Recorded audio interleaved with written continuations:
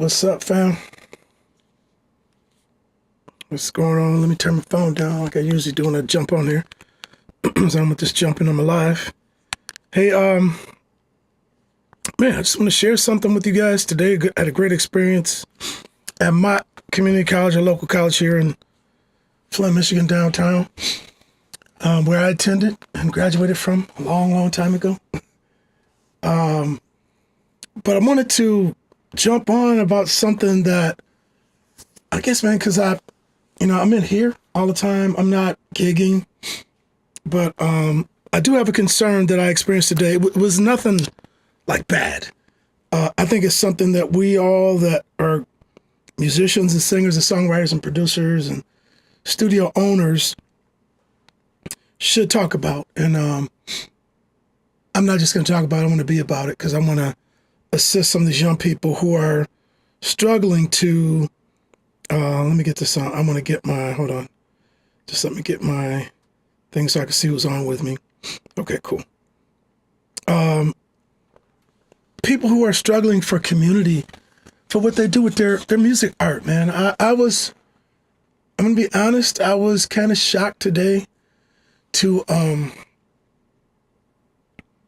see that, I did a workshop. I think they had the first music technology. Actually, it wasn't a music technology. They started this after I did a workshop in 2012. It was about entrepreneurship, business and entrepreneurship or something. And a friend of ours, one of my wife's clients, who's a professor there, I think now, over accounting or something like that, she asked me and invited me to participate in it because of my studio recording business and records I had done, things like that, and being a musician. So I participated in it back then. It was great. And then they had always had music and stuff down there, but they started a music and technology program, I think in 2013, if I'm not mistaken, something like that. But anyway, was it 13 or 14? I wasn't able to get, they had an assistant instructor they were looking for the class, and it paid quite a bit of money for part-time. It was like $1,000 or in excess of $1,000 a week part-time. And the qualifications were 10,000 hours or more experience or an accredited degree, which means you couldn't go to Berkeley. You couldn't go to Full Sail. It had to be like a U of M, a Michigan State, a Eastern, an accredited music school. And basically, if you had the experience like I did around all the technology, just needed a 4-year degree. That was accredited because it was grant funded. I'm saying all that to say, I am so proud of Rufus Ferguson. I was invited. I'm going to tag him. I'll tag them in this post when I edit it after it's done. But I just wanted to come on tonight with this SEAL session I call these lives I'm doing as I'm prepping for some online recording classes and things like that in technology. But there were, I don't know, maybe 60 people there. Maybe I may be shy of that or something. But anyway, I was just shocked when I talked to them because a lot of people came to my table afterwards. I had a table and I took my laptop and I had some sessions that I've did in here. And then some of the videos I've created from some of my lives on loop. And then I had my headphones and I had alcohol wipes so they can clean up the headphones and listen because you couldn't play a Bluetooth speaker when they got other people talking. There was a couple other presenters there too. So anyway, as I talked to the students and then listened to them talk, some of the questions they don't have a community to sit down and discuss that. And so let me just back up and talk about my experience and the Genesee County, Flint, Michigan experience from a long, long time ago. And to talk about how it's still somewhat different in Detroit. Detroit's a much bigger city, a lot more people, a lot more diversity as far as music. And I would say diversity in music probably isn't it, but a lot more avenues to present or play your music or perform it. And so listening to the kids, and they're adults, they're not kids. I mean, but most of those ones that were talking today could be my children. I met pretty much a bunch of them, probably more than half of them today after the venue, when we had the meet and greet for vendors such as myself. But all of them, one big question was, can they do it? Because one guy, I felt sorry for the kid because he said his parents are trying to encourage him to do something else instead of music because they don't think music's going to make him enough money. And I really want to go somewhere with that today. They think music isn't going to make them enough money. I'm going to tag 3 people who did it a way that I thought about probably 1987. Yeah, 86, 87. And I thought about it a different way.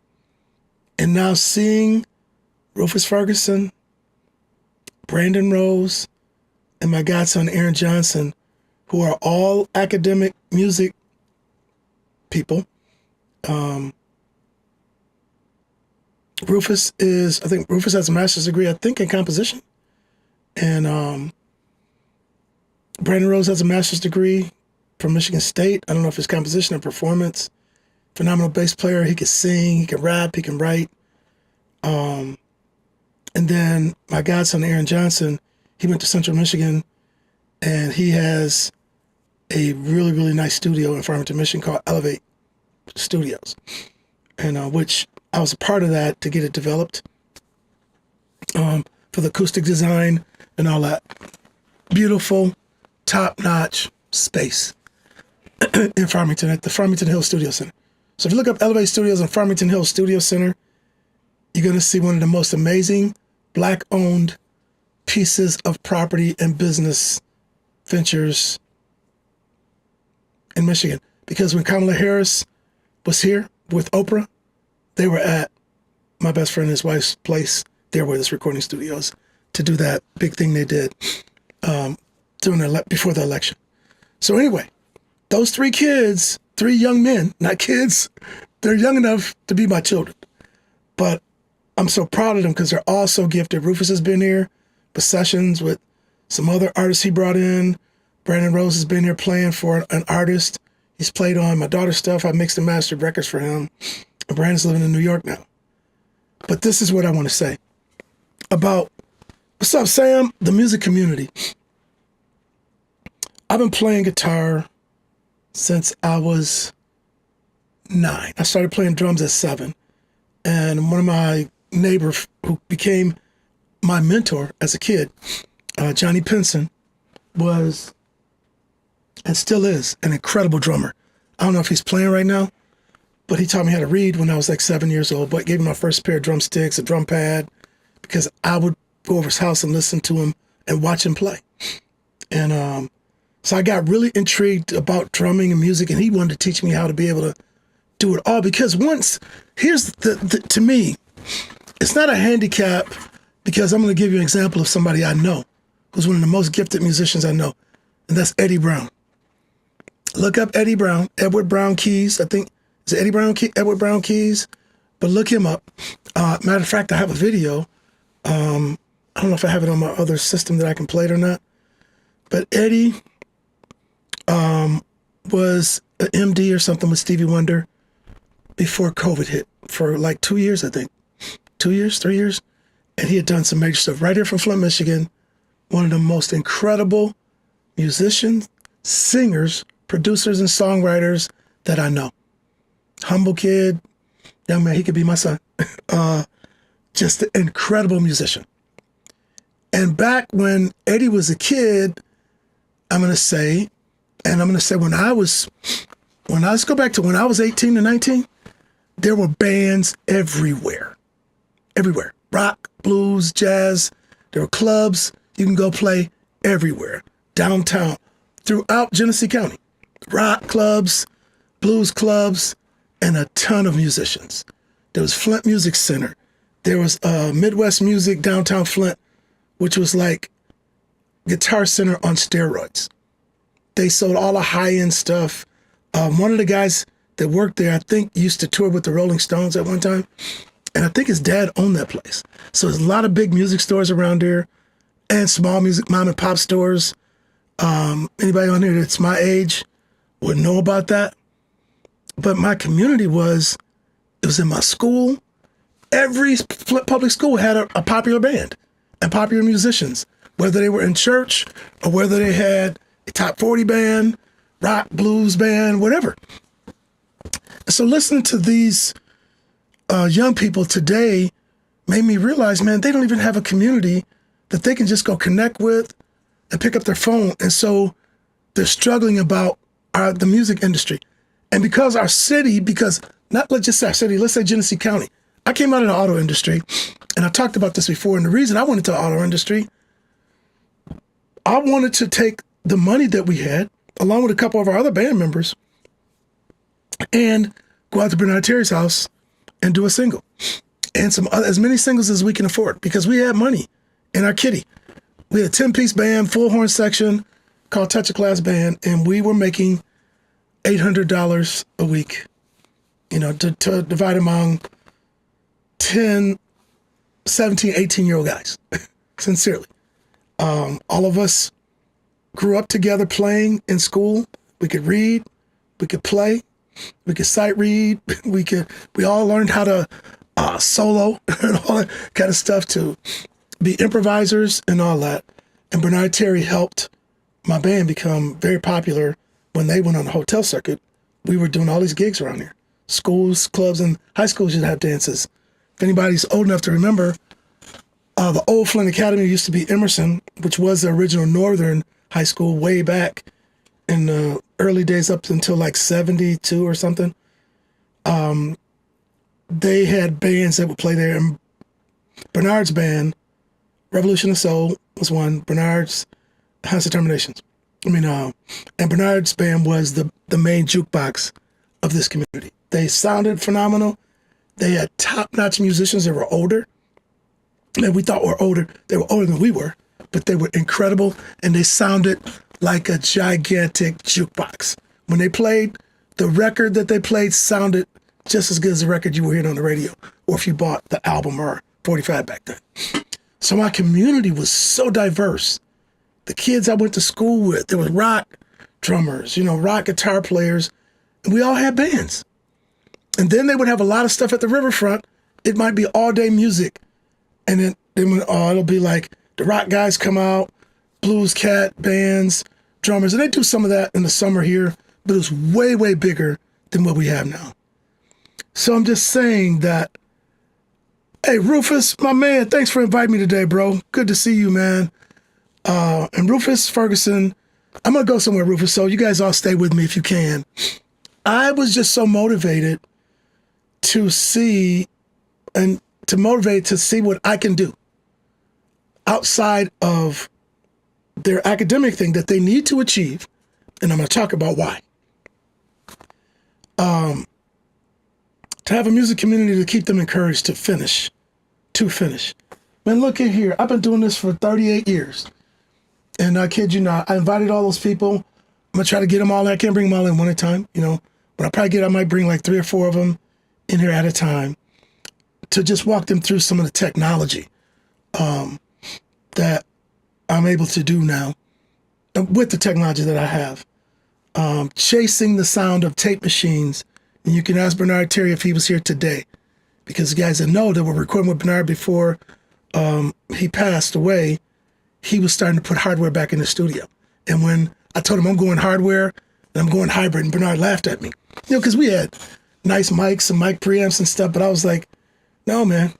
I said, when we listened to that Adele song, Hello, and I talked to those kids about it today, they understood, about the sound I was talking about.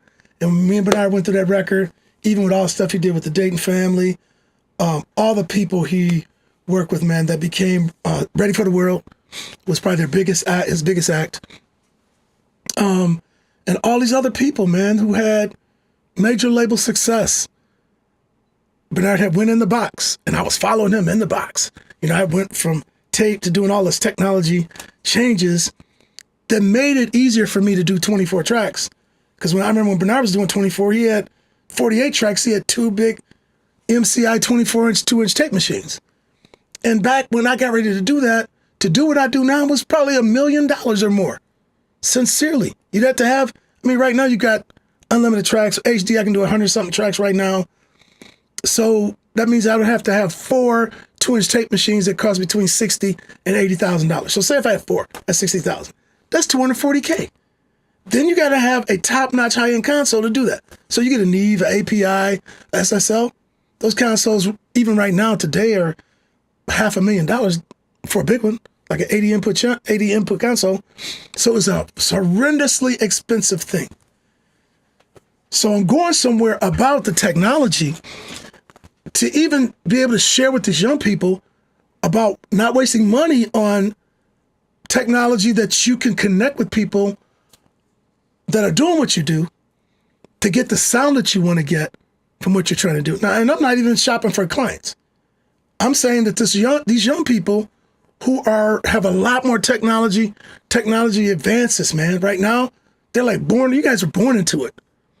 You're born into it. And once you learn how to use it and then use it with a front end. So the way my system is, I have a very high-end front end and a high-end back end.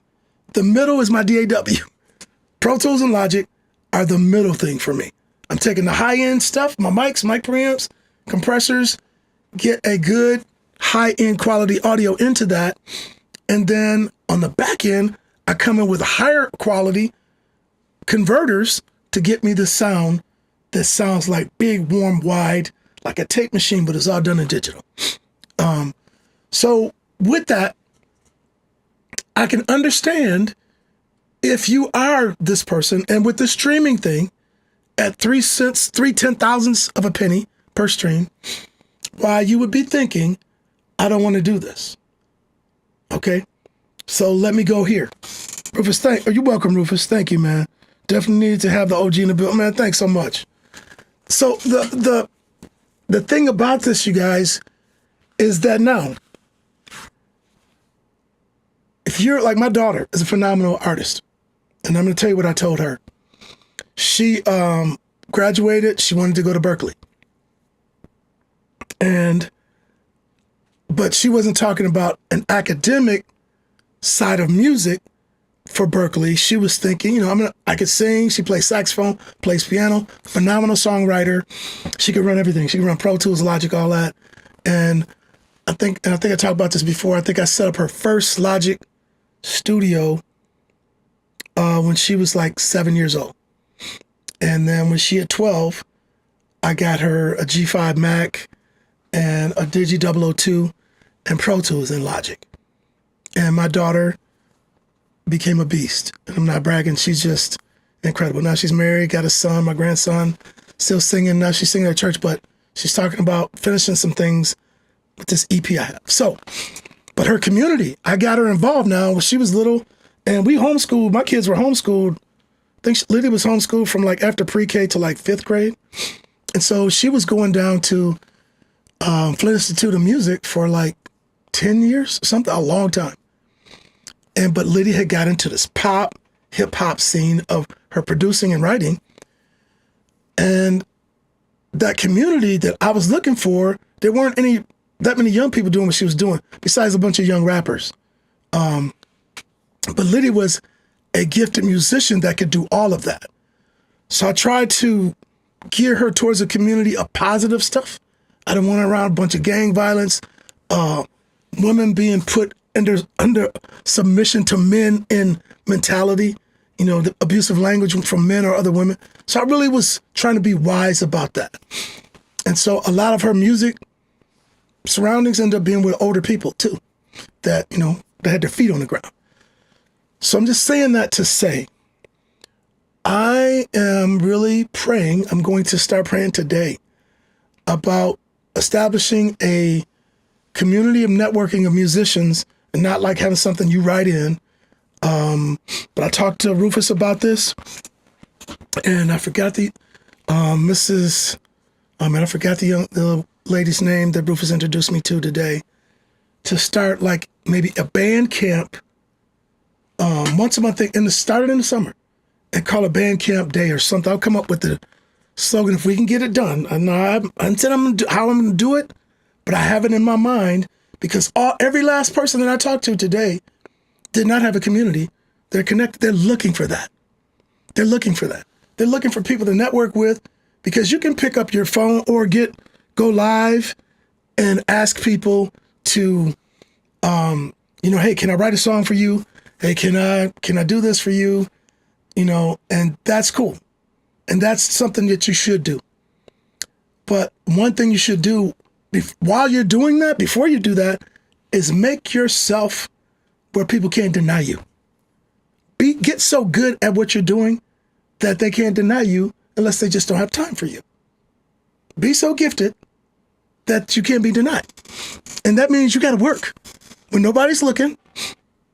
Sometimes when you want to hang out with your boys or your girls, you might need to be at home working on your pitch, making sure your tones are right. Sitting in front of a piano, making sure you can sing on pitch all the time. Because I get that, hey, I record and I'm honest. I'm loving, kind, but honest with people who have come to me and they really want to sing, or they want to sing the song they wrote, which is a very powerful, nice song, but they want to sing it. And they can sing it and I have to melodyne, because I had one record I call the miracle track. I literally had to melodyne every verse, every chorus, every ad lib was melodyne. It was major work. I had to bill for it, but it was a major thing because the person insisted that they do it. And I had to move pitches. I kid you not. That was, the music part was fun. I brought in some guys to play. I just play guitar. I built everything up, and then I hired musicians on a work for hire. So it's a lot of stuff that got covered. Brandon Williams from Detroit, who's done a lot of major label stuff. And this guy, if you're on here still,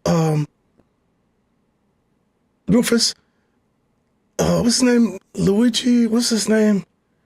Man, I got the brochure, but anyway, I would like for Rufus to tell what he does. But Brandon Williams, I've been following him, and my wife's on there, babe. He was playing drums for this really nice, some older jazz cats at the Cotillion, because my best friend and his wife couldn't be there to present this award, and we went to look like the big bad boys and girls. Me and my wife went to present this, and it was fun. But I remember I was following him. I said, I know that guy from somewhere. When I met him today, and we talked afterwards, he was the drummer playing for that band. So anyway, I really want to encourage these kids and get them to come together with kids from our community. Now, I'm not saying we're going to come together and have a big rap show, a big top 40 show, none of that. Just get together, have some topics. I'm going to do this along with some other music professionals.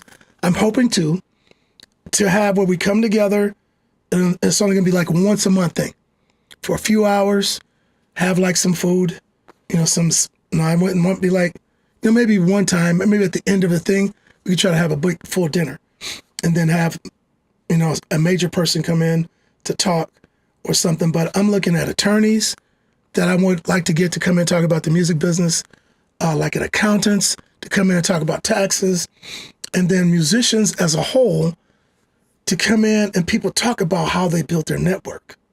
Okay? My network is pretty cool right now. I got good musicians, Rufus, Academy Award winning songwriter. Yeah, he's Academy Award. Oh, what's his name? Yeah, Luis Resto. So you guys need to look him up. And this is what I'm going to say, Rufus. One thing I do know for sure, and I'm going to talk about Rufus. I'm going to use him and Brandon Rose and my godson, Aaron. This is something that I didn't do that I wish I had if somebody had talked to me. Like I said, I did this crawling through it all these years to get to where I am, because back when it was $1 million, there's no way I could afford it. I was a good guitar player. I was a funk fusion guy. And when I got ready to do funk fusion, my network wasn't as big as it was doing the top 40 because I had a job, so I didn't need to go and play every weekend. I could work on my music in the evenings and on the weekends. And when I got a 4-track recorder and a computer, and Bernard Terry had walked me through all the stuff with sequencing, and all that. Actually going from a hardware sequencer to the computer and all that. That technology is just amazing. But anyway, I want to see if we can get people connected with you. If you're a writer, even if you're starting out, but you got a good keyboard player that's kind of starting out, want to do that, and they don't know each other, they can come together, network. You know, we ain't trying to connect crazy people. I'm not trying to be, what do you call that? Matchmaker. You hooking up people, get married. I ain't looking to do none of that. I'm looking for people to have what me and a bunch of guys my age experienced in the music community. And Detroit, they still have a great music community. It's probably not as big as it used to be. And the reason it's not as big up here is because of the money. We have one high school, you know, pretty much one high school, and you got Powers. When I was coming up, we had Northern, Northwestern, Southwestern, Central. My marching band had 243 people when I was a senior. When I graduated, there was 681 seniors graduated with me. So then a lot of these people weren't in marching band, and they played instruments and they sang. So it's just a big thing. And then as GM started to disappear, so did money. Because a lot of these people that worked in the plants were buying their kids instruments. Our music programs were very robust. I played in school all my life from 3rd grade. They tried to get me to go to knitting class. I went and told my mom, I don't want to knit. I play an instrument. Well, they said you couldn't play an instrument until 4th grade. Well, my mom went up, talked, and Miss Buckner, I sat in her office. She said, young man, I'm going to give you a chance. So that's how I started playing drums in school in 3rd grade. Then I got my first guitar in 3rd grade.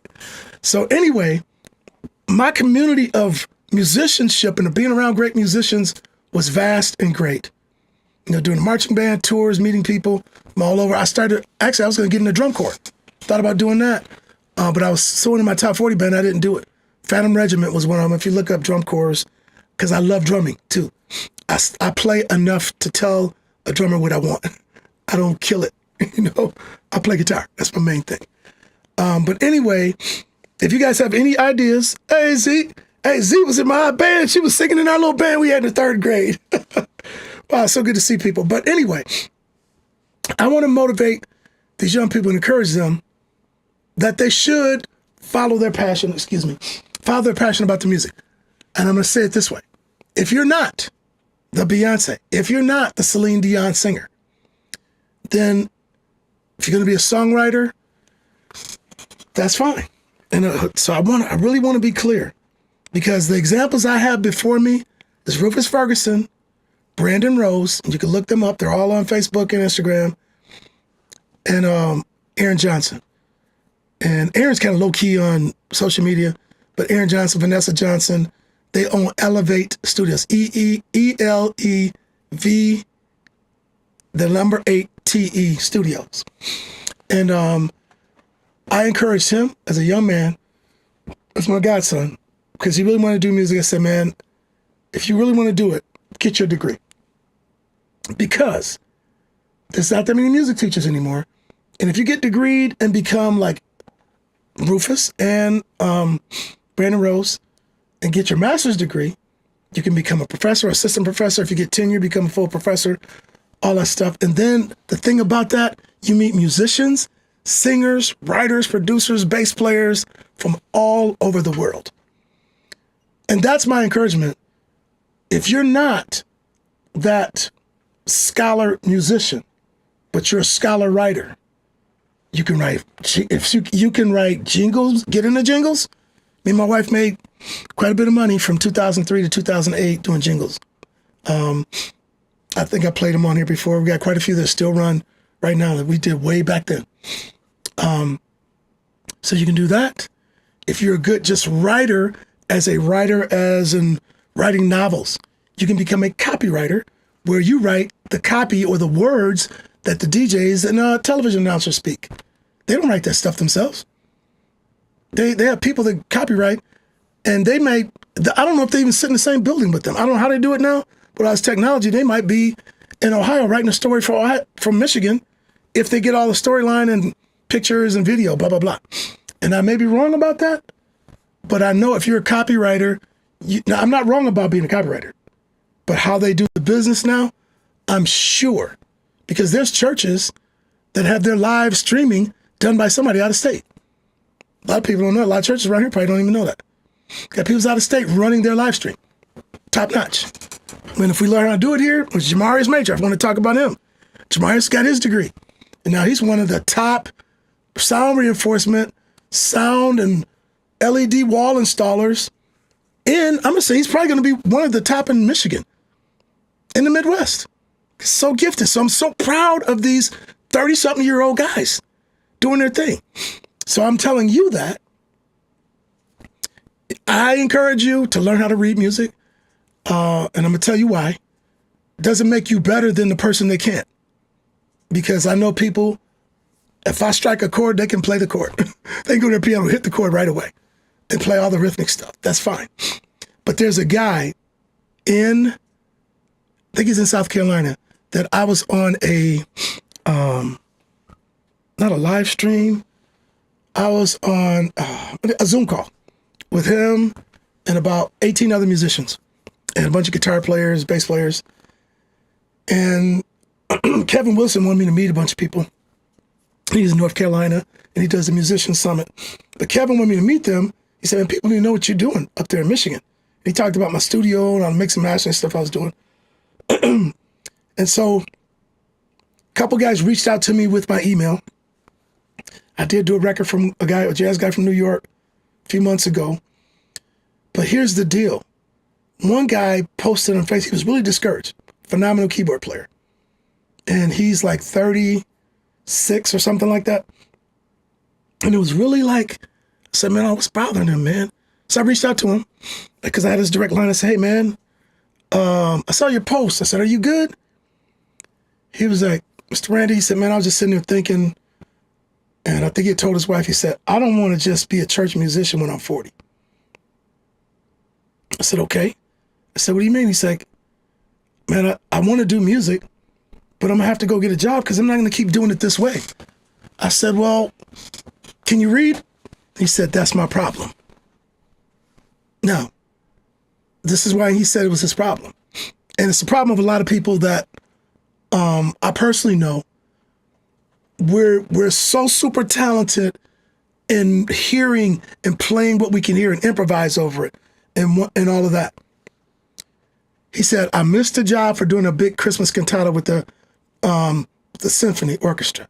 He was talking about all these gigs that paid a humongous amount of money that he couldn't play because they were sending him a chart and he had to be able to come in there and rehearse and play it. And he couldn't do it until he heard the music. So instead of embarrassing himself, he wouldn't even go and try for the jobs. And so he wanted to take a music theory class from me. And I did do that. I taught guitar, ran a guitar-based school here and taught music theory to keyboard players. I did that for like 3 years. And I talked about this before. One of my students he tested out of all his music theory for his first year when he went away to college. And now, actually, he has his master's in music composition. He ended up going to Tennessee State, I think, for his master's. He went to U of M Flint and then went to Tennessee State, I believe, and got his master's degree. But anyway, and he's working and doing things. So the other thing is AI. AI is great, but you know whoever created AI, there's some brilliant minds that do music that create all that stuff behind the scene. You know, they're developing things so that AI can run better. So there's a lot of things you guys can do, man, in this industry without being the front artist, okay? Without being the front artist. So for me, my road was different. There's a scripture in Proverbs 24:27, and I just told a young man this today. If you're a young person right now, if you're not married, and I think I told Rufus this, and Rufus already knew this stuff. It says, prepare your work without, Proverbs 24:27, prepare your work without and make it fit for yourself and feel. It means prepare yourself, your career, get all the knowledge, wisdom, and understanding you need, whether it be academic, training, internships. Prepare yourself without, make it fit for yourself out in the field, then build your house. And that part, then build your house, if you study it, it means then get your family, get your wife, your family, and all this. Because I didn't do it that way. I took my wife through hell doing this. You know, and it's caused hell along the way because it's so expensive. It takes a lot of time. And had I known that, I would have really been focused on doing this because we were married. I wasn't doing this. I stopped playing. I was so discouraged. I stopped playing from 80. I quit the band in 81 and I had a little band in 82. So from like 80, I met my wife in 81. So from 81 to 86 for 5 years, I didn't even play. I didn't even know how to touch my guitars. Wasn't playing at all. Had a friend call me, wanted me to come to Bernard Terry studio and produce a record and all this electronic technology and the tape. And I was like, oh my gosh. I was going to school to be an electrical engineer. I had done my apprenticeship. Now, mind you, I made a lot of money in my career. I'm not going to lie. Skilled trades, if you don't like music and you're not serious about this, even I had a young man call me the other day. If you become an electrician, a pipe fitter, industrial pipe fitter, where you learn plumbing and everything, you will never be jobless. I get job offers all the time. And I was retired for 3 years and went to Chrysler to pay for this stuff, sincerely, and buy my wife a car. And so I went from full-time doing this after I retired at 50 years old, 5 years of doing this. And I was like, you know what? I got a zero interest stuff I bought and I ain't making enough money to cover it. I got to go get the money. And I went and did that. But had I known what I'm seeing these young men do, and I encourage them to do that, prepare your work without, make it fit for yourself in the field, then build your house. So my thing was, when I graduated, the economy was horrible. My dad was laid off. My oldest sister had just graduated from University of Michigan, Flint. My parents couldn't afford to help me. You know, they wanted to try. My dad and mom were like, we're going to do it. I was like, no, I got an opportunity to get the skilled trades job. I'm going to do it. I'm going to save my money. And I kept going to school. I went to school from, 81, when I graduated from 80 to 86, and went to U of M Flint. And when I got to music theory, I was like, if I'm going to get a degree, it's going to be in music. But at this time, I'm married and I got 2 little girls. And it was going to put me on, I would have been going to school in the morning, my kids in school, then I would have been on second shift. It was not worth it for me not seeing my daughters grow up and be involved in their life like I was, because they're both were 2 full ride academic scholars, which allowed me to retire at 50 years old and do this. It's because we didn't have to pay for college. They're brilliant, and I'm so thankful. I'm blessed. So I don't regret the way it happened because I could not afford to do this. But as I've grown into it, I understand why. But that allowed me to teach and share this wisdom with people that want to do it now. If you become an academic doing it, I guarantee you, you will not want for a place to make money. You will have a humongous network of musicians and people you can work with, because nobody is doing the stuff that you want to do. People aren't doing it anymore. The circle is getting so small that there's a lot of job opportunities and the ability to create opportunities, because we got little kids being born. And public schools don't have hardly any music anymore. Elementary schools, they give them like a ukulele toy thing. And they have that little once a week, you come in and play a ukulele. But man, we had trumpets, saxophones, clarinets, all this whole thing was going on. So I just want to encourage everybody, man.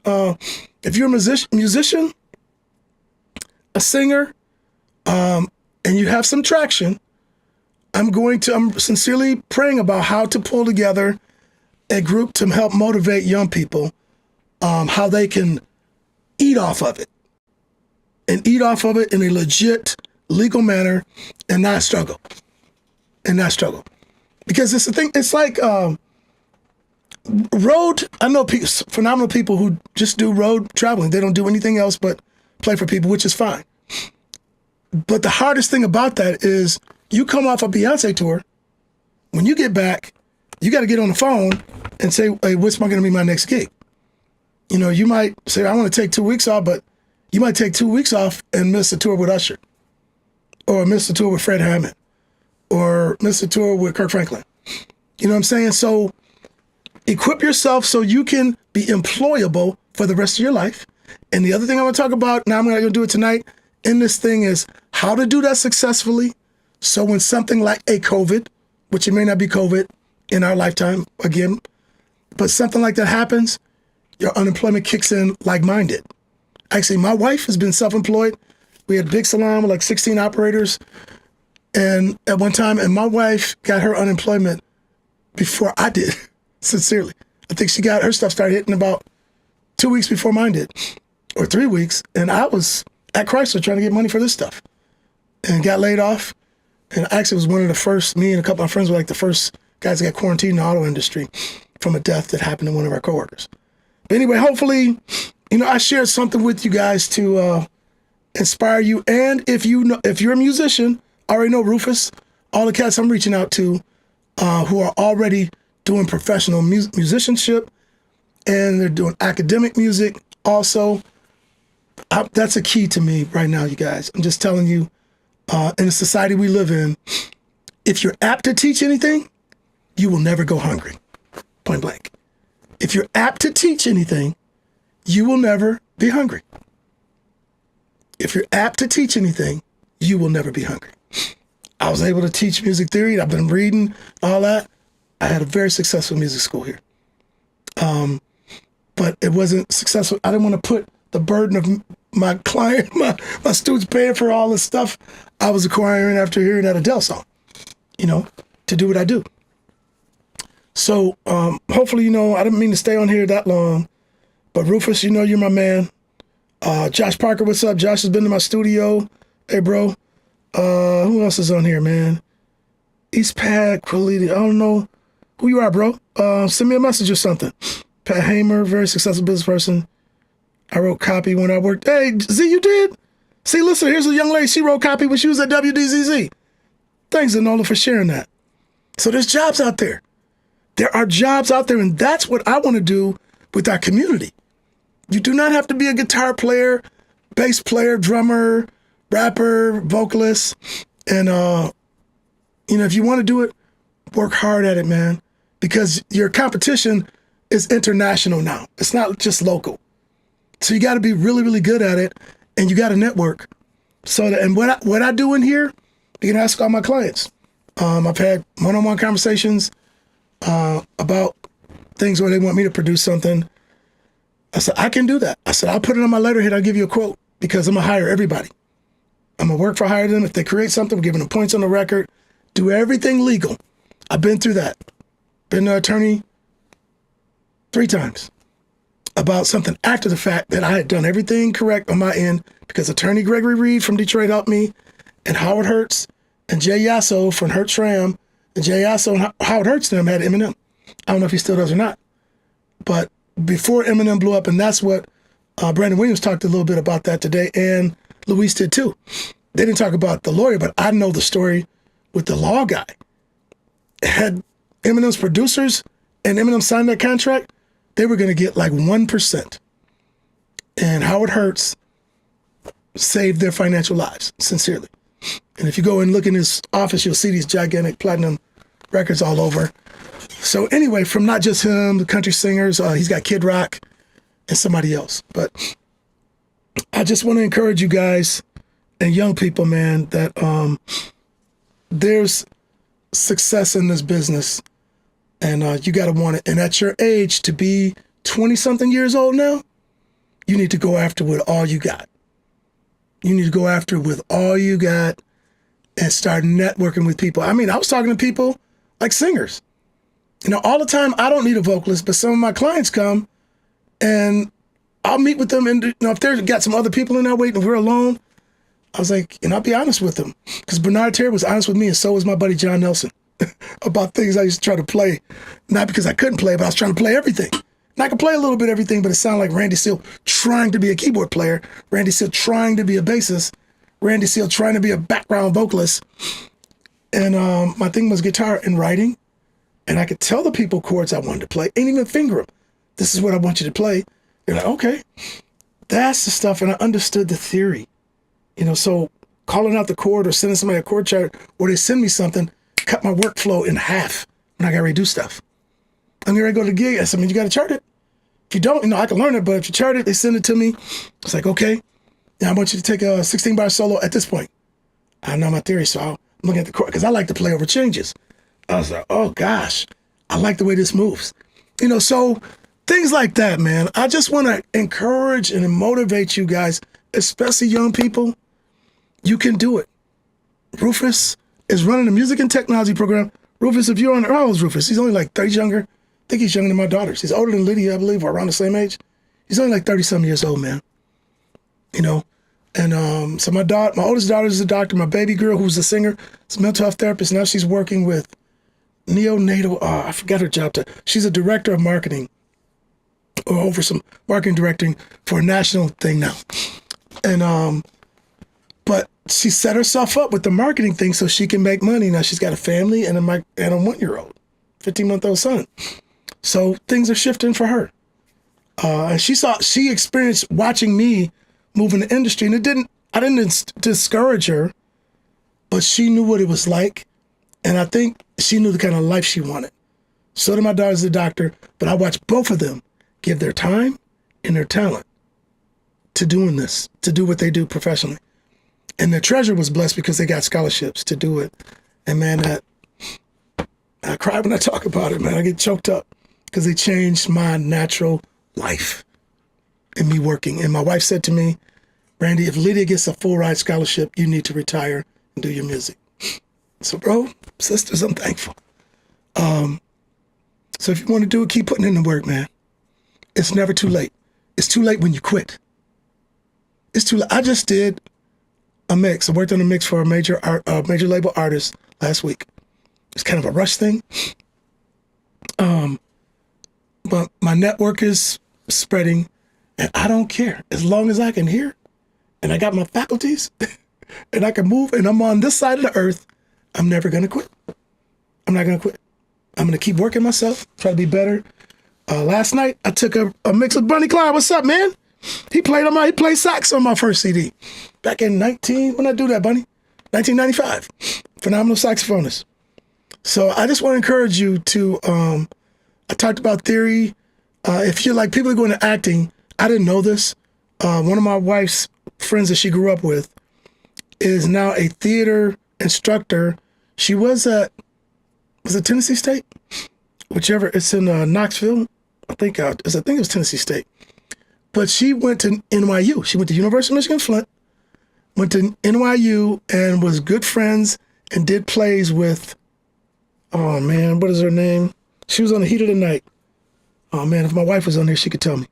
She's oh man, with dark-skinned lady, been in all, has she got I don't know if she's got a Oscar award yet.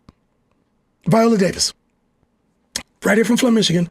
Toured all over with Viola Davis. They both tried out, if I'm not mistaken, they tried out for Heat of the Night, and Viola Davis got the Heat of the Night part, and then she exploded after that.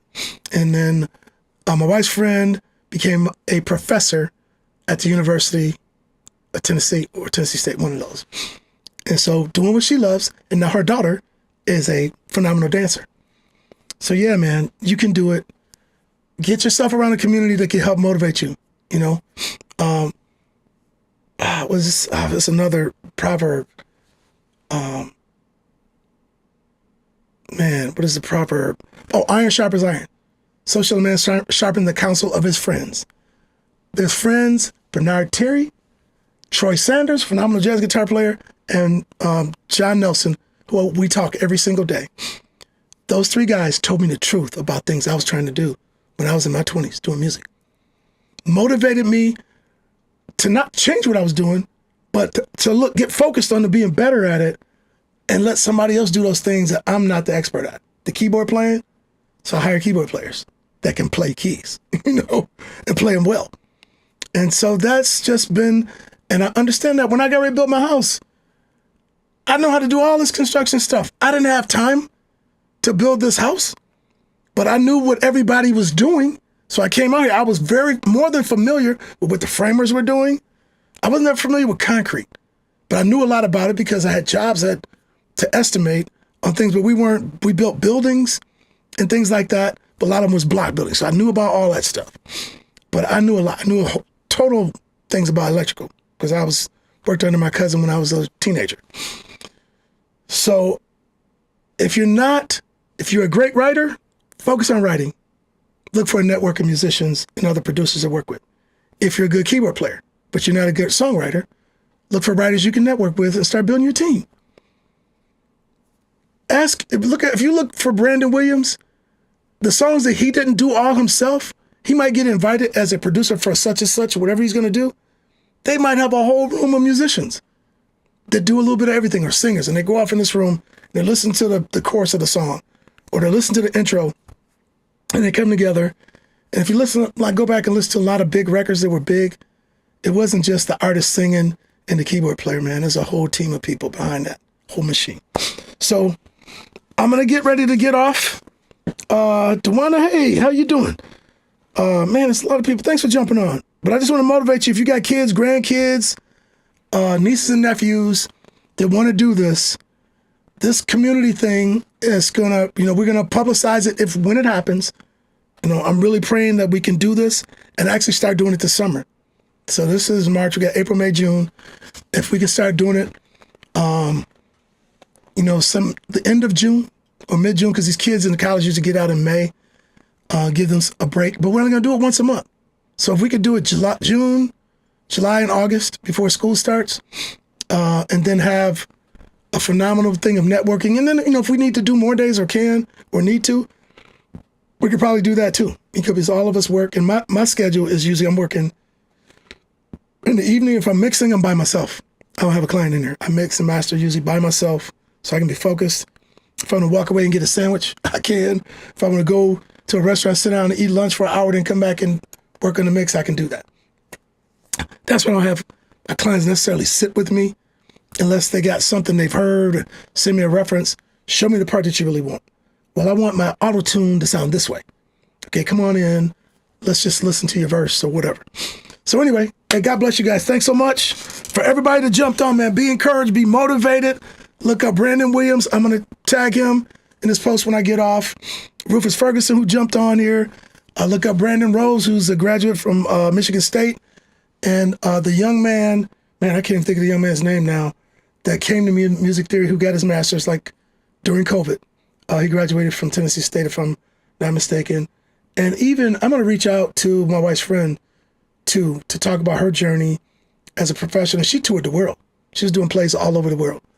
And came out, but she had her master's degree and got a job. And chilled and has a family. And adopted some kids, her and her husband. And her husband got a tech degree. I don't know if he went to NYU, but I don't know if he's still doing that. He was doing all of the stage development for plays and stuff like that. All the lighting, all that. There's degrees for that. And so there's a lot of technology out there. And there was a guy, he does it at Centerpoint Church. Rufus, if you're on here, what's his name, man?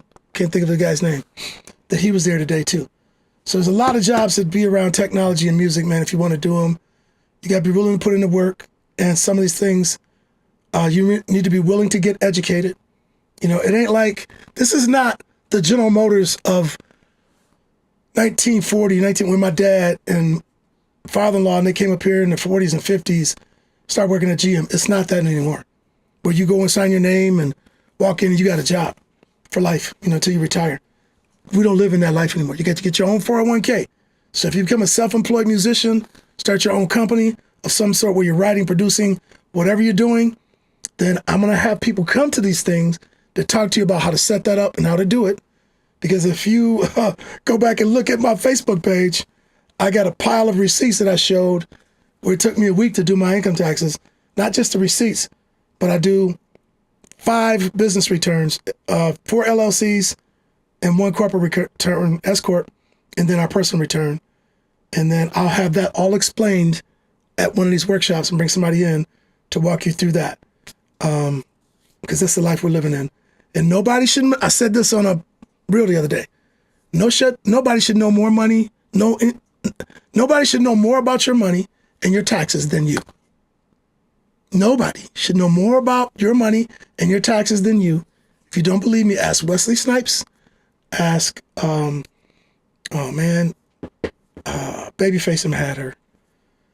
They had the bogus contract. When I eloped them and all of those people got ripped off in these contracts, you need to know about your money, man. And know these music contracts. And get this, it's a book called, and Brian gave away, not Brian, my man, Brandon gave away one today. All you need to know about the music business, and this one is another one called This Business of Music. Look those up. You can learn a lot from that. You can learn a lot from Google, but to get something to read, man, I like stuff in writing. So anyway, hope I didn't bore you. Hope I encouraged you and motivated you to help your own self, your own family, your friends, your nieces and nephews. Do not tell them you're never going to make any money in music, because my mom said that to me. My mom did tell me that. She, oh yeah, you got to get you a job, you can make some music. And then when we went and did a gig that Bernard Terry gave us, and people knew about our band, we were doing some things. Bernard Terry handed us a big gig because they got stuck in Detroit. And that night we made $689, and we were blown away, and we were able to keep doing gigs. Got to the point where we were definitely averaging about $800 a week.